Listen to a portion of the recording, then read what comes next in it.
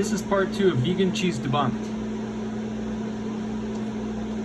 No, thank you. And I am, oh my god, I would love to rescue you. So, I'm going to show you my favorite brand of cheese. And it's my favorite, absolutely favorite brand. No, I'm not a Tillamook guy. This is my favorite brand. You can buy it at Safeway. Let me show you on the Safeway site. Look, this is not, I choose to shop when I have to buy store-bought stuff. I choose to buy at Safeway because they're union, unlike Fred Meyer. And I was exploited in a non-union situation at Fred Meyer.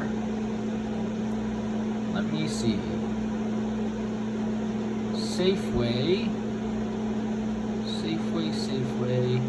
I mean, I'll just show you the shredded version.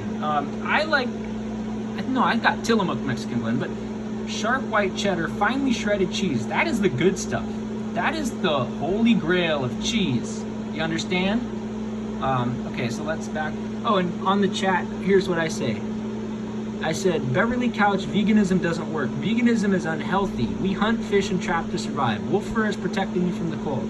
Salmon paid the bills growing up. Both of those are true. I have wolf ruffs on my parkas, and then growing up, my dad is a commercial fisherman, a gill netter. He now focuses on halibut, but we still subsistence fish salmon.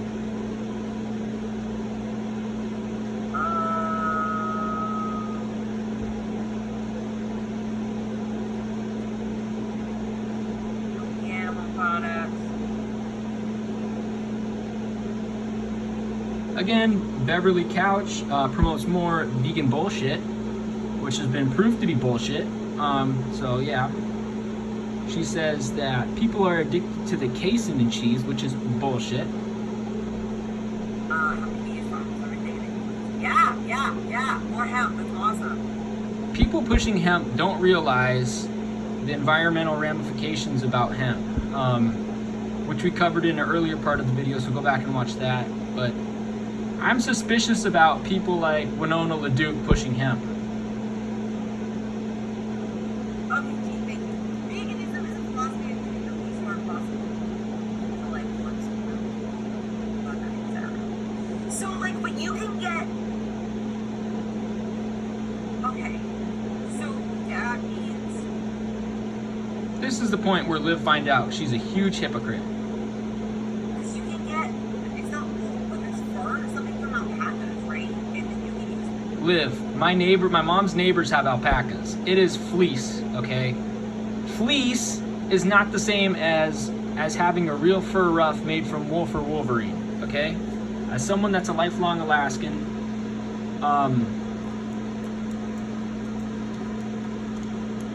let me benefits of a fur ruff, because I have definitely benefited. Men's Journal, let's go. And by the way, we use real fur here. We don't use plastic-based bullshit. Okay, where is this article? They got hella ads on here, dude. Fur-trimmed hoods aren't just an excuse for brands to tack a little extra on the price of your winter parka. Upon closer examination on the hang tag of a Canada Goose parka, one of our editors recently acquired, we found this claim. Fur trim works to disrupt the airflow and create turbulent warm air, which protects the face from frostbite. Naturally, we dug a bit further into this and found research explaining how fur ruffs are superior to furless hoods and the best style for optimal warmth. In northern Siberia, natives wore reindeer parkas, layers of them, according to research published in Climate Research, with a hood attached to the outermost parka. The hoods were trimmed with the fur from wolverines, wolves, or Arctic fox, similar to the anoraks worn by Western Canadian Inuits. In the study, researchers calculated that the type of hood deflects cold and transfers heat most effectively in a subsonic wind tunnel.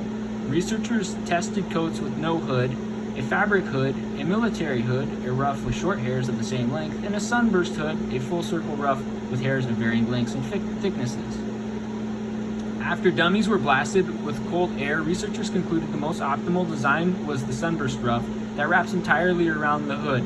to prevent frostbite. You want the least amount of heat transfer because it's being drawn from your head, and the large diameter and disparate hair lengths of a full ruff interfere with gusts of wind, creating a calm environment around your face.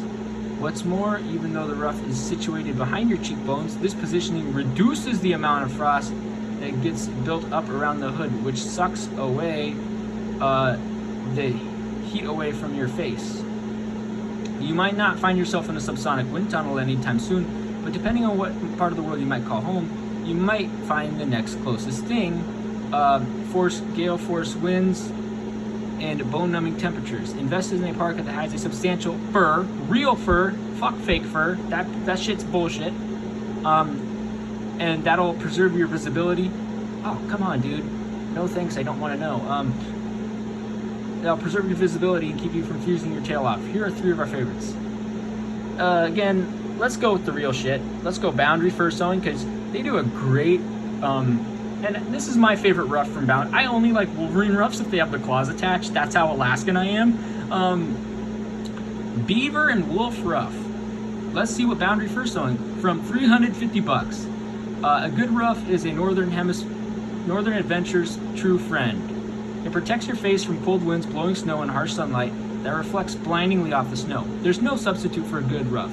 Once you've used one, you'll know it's true. Its true importance. Faux fur or a skimpy bulk-made ruffs don't hold a candle to the real deal. A good ruff is more than just a strip of fur. It's a bunch of little pieces of fur carefully and skillfully sewn together. The longer outer guard hairs combined with the shorter inner layer work together to effectively break up the wind and create a warm pocket of air around your face, also known as a boundary layer.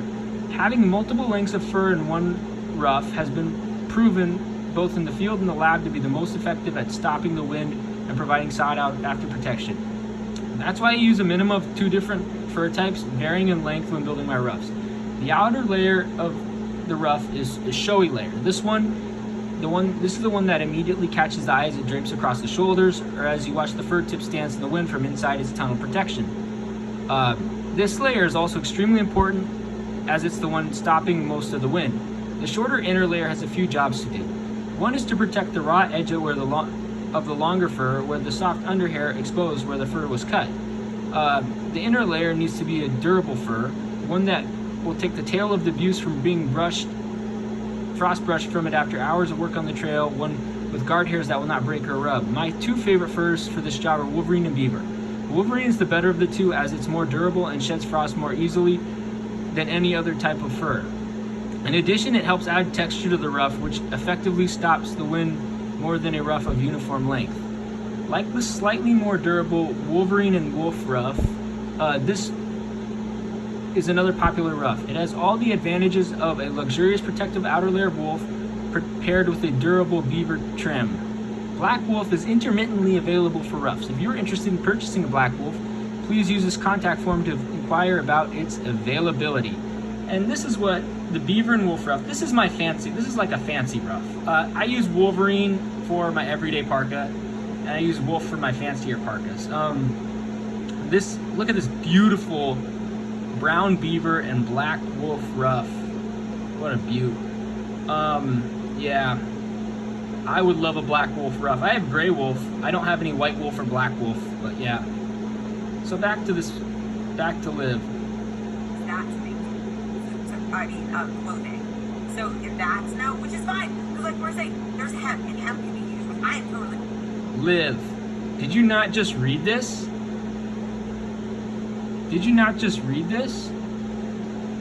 Real fur is more effective at keeping people warm than hemp. Did you not just read this, Liv?